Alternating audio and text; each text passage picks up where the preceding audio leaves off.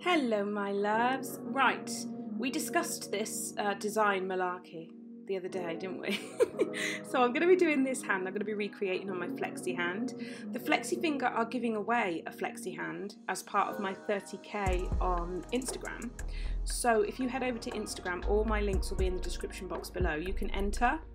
The first colour I'm going in with is Footprints from Glam and Glitz. And now I purchased my Glam and Glitz through Glitterati Nails. I'll put the link and a discount code in the description box. I don't receive commission for the discount code, it's just for you guys. So this is very simple. This part is, we're just going to place the bead on, tuck it in, and then feather it down. You work wetter with Glam and Glitz. If you feel that your bead is a bit grainy, then you need to add more monomer because it really is a wet system. I love this colour so much. So the first part of the nails is very, very simple because we're focusing on the 3D aspect. But I thought I'd keep it all in and keep it real time for you. The only thing I haven't actually kept in, I'm fibbing, is my capping and filing because you've seen me do that a gazillion times. Again, same colour, Footprints, place the bead on, tuck it in, and feather it down. And then I'll just wipe my brush off, refill with a bit of monomer, tap it on the paper, tuck it back in, feather it down. As you see, the colour obviously is thinner towards the free edge, so I'll go back in and add a little bit more pigmentation at the free edge there. I'm just tucking my sides, making them more nice and neat.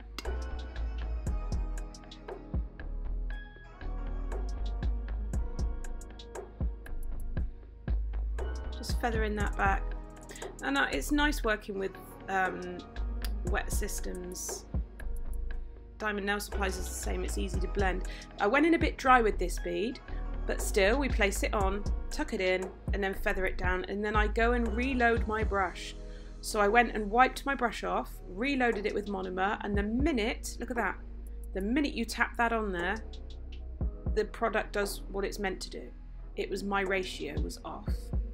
So I'm tucking it in and feathering it down. This is called Never Enough Nude from Glam and Glitz, and this is from Glitterati as well. I like it, it's a nice colour. Just getting used to working with it. If you're not used to it, just be sure to work nice and wet. It'll blend beautifully and it'll do what it's supposed to do if your ratio is on point.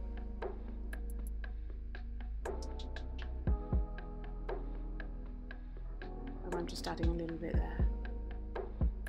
The brush I'm using is size 10. You've got this brush from Nailmate. And then back in with Footprints, placing the bead on, tucking it in. I'm going to be like a broken record. Tuck it in all the way around there, feather it down. And then tuck it in, feather it down. And then we'll go back in and build up the opacity of the colour to make the colour stronger.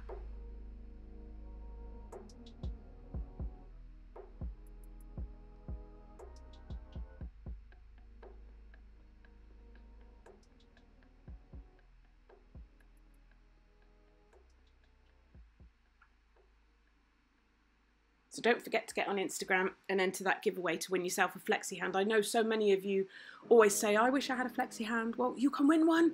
It's international. I'm paying the postage. They're giving the flexi hand away. I think that's fair. Just adding another little bead there at the free edge and then blending it back towards the cuticle area. Don't know why I just did that. I had a coffee, that's why. So we've been capped and filed, and we're going in with Diamond Nail Supplies tack-free top shine, I think it's called, or tack-free. Jade, I'm so sorry. I always forget whether it's tack-free top coat or tack-free top shine, but it's tack-free and it's shiny as heck. That's all you need to know, and it cures in 60 seconds in an LED lamp. So why I'm doing this now is because I'm going to do some 3D work, and it's a lot easier to do 3D work on top of top coat. I've kept my 3D work in real time. I have not edited any mistakes I've made. I've kept them in because I don't, you'll see I don't do a lot of 3D work. So I wanted to be real with you, sort of saying this is what you should expect when you start doing 3D work. I've used my size 5 Glitter Planet 3D brush, or it might be Nailmate. They're kind of two companies under the same umbrella. Put the bead down. This is Brilliance from Diamond Nail Supplies, and I'm checking the bead. See me push it in and it bounces back. It's not ready. Leave it alone for a minute and I'll keep checking that bead, pressing it down. Oh, almost ready. Give it a couple of seconds. I'll wipe my brush off, make sure my brush isn't wet, and then I'm gonna, there you go, we're ready. So I'm gonna split that bead, kind of looking like a skinny Pac-Man. You know what I mean? And then use the belly of the brush to flatten it out. Now I am not a 3D expert. I barely pass as manageable. But I'm just showing you, I understand the theory, I don't practice it enough. You see? If I practiced it enough, I'd be better at it, wouldn't I? So I thought we could practice together. You can pause this, you can get your nails out, and you can do it with me because I'm keeping it in real time. Here I'm tucking my dry brush around the base of that bead because I've put too much monomer in the bead. So my dry brush will suck up that excess monomer. So every time I'm just drying it off. I'm going to check the bead, not ready yet. So we'll give it a little bit longer and have a chat, maybe have a swig of tea or coffee. Oh, I didn't bring my coffee in with me.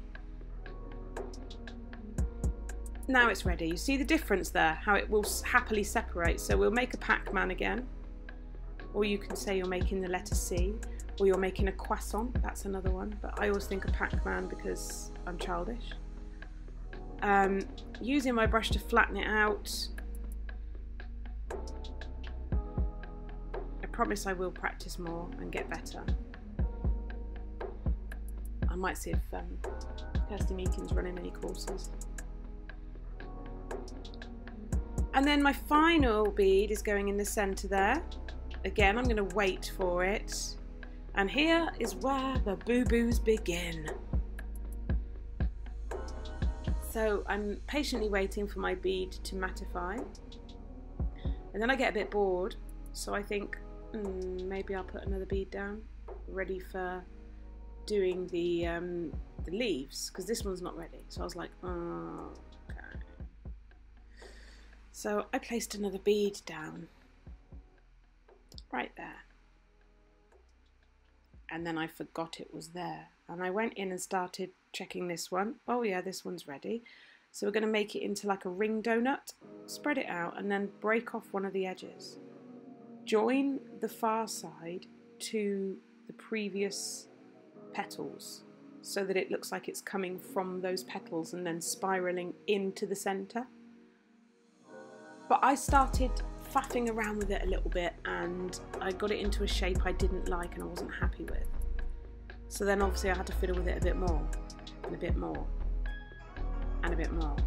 And this whole time, the second bead I've placed down is already matte and is starting to set like a blob. But it's easily rectified, so don't panic. Concentrate on the bit you're doing and it will be alright.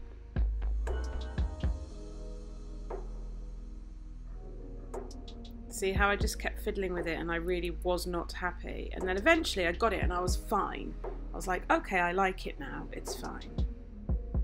But it just took a little bit of fiddling around.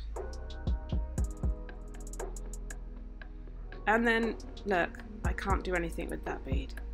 So, slide your wet brush under the bead. Because you've got top coat on the nail, you can remove that. It'll just slide off. There you go, never happened. However, I did continue to make a couple more mistakes, which I've included for you to laugh at me. Or I've got one person who loves to be really negative, so you can be really mean if you like. I'm sure we'll all enjoy reading what you say. I shouldn't laugh. So I thought I'd be really like cocky and place 3 beads down because I've got this, you know. I was feeling like I was on a 3D roll. They're too big. The beads I used were too big for a start.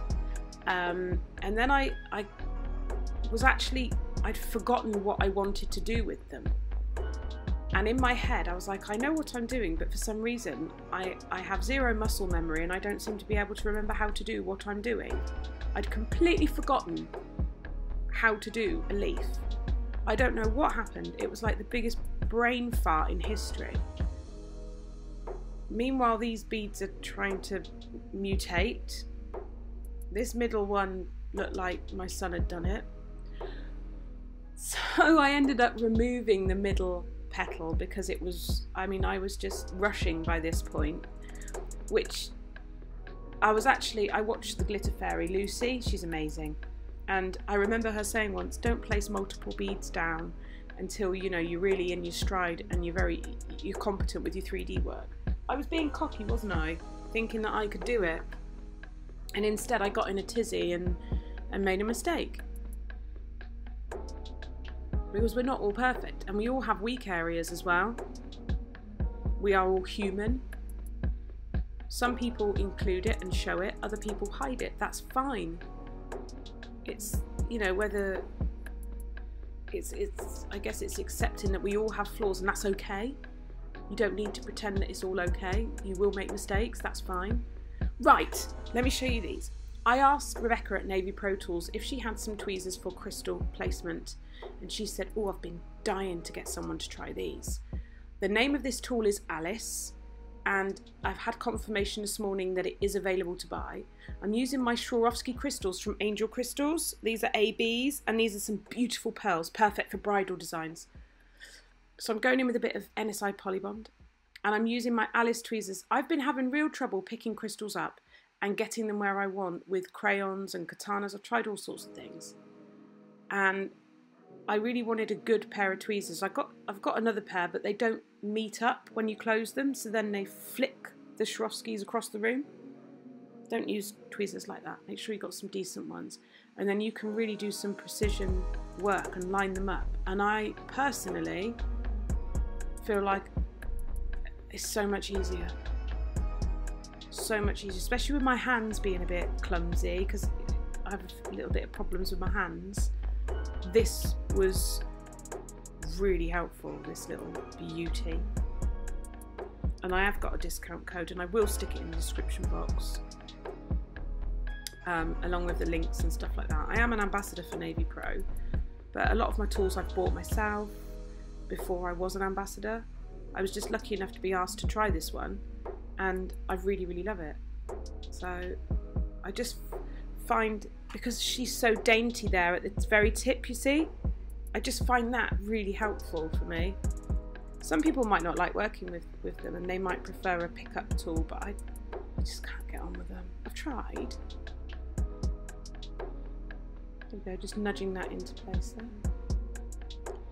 The reason I've used NSI Polybond on top of top coat is because I know it won't stick really fast and really hard, because I'm going to remove these with my Betty nippers from Navy. They're for like getting crystals off and stuff, because I'll save these, they're just on a practice hand, so I'll put them back in my practice pots and save them. And that's that done. I hope you enjoyed it. Do rewind it back and tag me if you try the design. Tally bye!